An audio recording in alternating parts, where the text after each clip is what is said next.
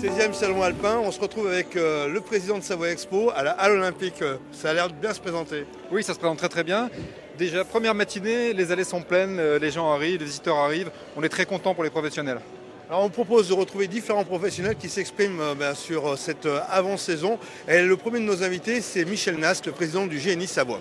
Alors, la préoccupation la plus importante pour l'instant, c'est la maîtrise de nos coûts, principalement nos énergies. Et une fois de plus, nos professionnels de montagne vont être fortement impactés, surtout sur la saison d'hiver où on a besoin de chauffer, les appartements de nos collaborateurs.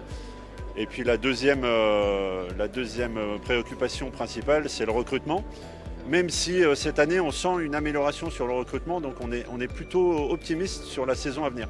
Pascal Barcella, ce salon est représentatif de toute la filière de l'hôtellerie et des cafés-restaurants. Oui, de toute la filière d'excellence de l'hôtellerie, des cafés et des restaurants, effectivement. Ce sont 200 exposants qui sont présents pendant ces 4 jours, plus de 1000 produits représentés et nous attendons 12 000 visiteurs.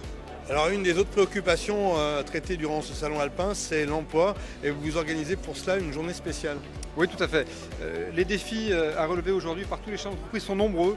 Après cette crise, après les pénuries, après les difficultés de hausse de prix, il y a quelque chose qui est latent depuis quelques temps, c'est la situation de l'emploi et les difficultés de recrutement. Et nous avons souhaité nous associer à ces difficultés et organiser un job dating. Donc demain, mardi, c'est la journée de l'emploi au Salon Alpin et nous allons mettre en relation, bien sûr, des gens qui cherchent des collaborateurs à des gens qui cherchent un travail.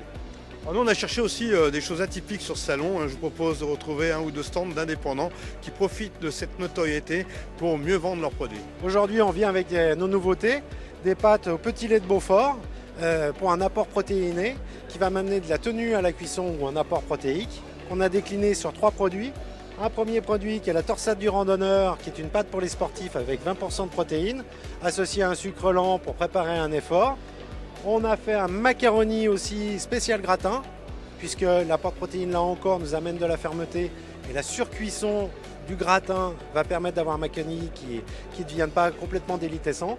Et puis on s'est amusé sur un 3e produit qui est beaucoup plus original, où on a fait une pâte qu'on appelle le tafagnon, spécial fondu, où on a la petite prétention de remplacer le pain dans la fondue. C'est une compétition qui tient sur 3 jours et mon épreuve à moi c'est la plus grosse, c'est celle qui est la plus voulue en fait de tous les pizzaiolos. On était 75 participants, 4 femmes et plein d'étrangers, enfin pas d'étrangers mais plein de nationalités.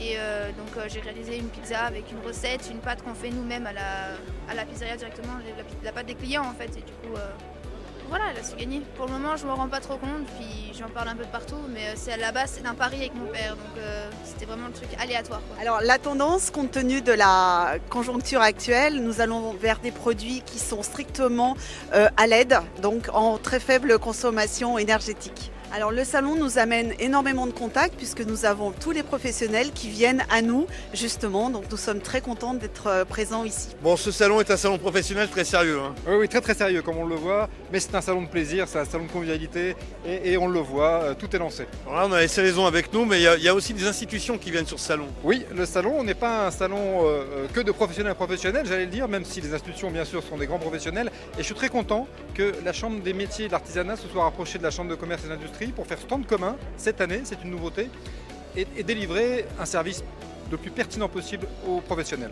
Nous avons rencontré d'ailleurs le président de la CCI pour en savoir un petit peu plus. À quoi sert une CCI? Une chambre consulaire tout simplement, ça sert à faire aider les entreprises dans cette conjoncture très difficile où toutes les matières augmentent, à faire en sorte qu'ils s'y retrouvent. C'est-à-dire qu'aujourd'hui, il n'est pas question que les clients de la chambre de commerce travaillent à perte. Donc quand c'est comme ça, il faut travailler sur ces prix de revient, travailler sur ces repricing comme on dit aujourd'hui, et c'est malheureusement le seul moyen de passer le cap.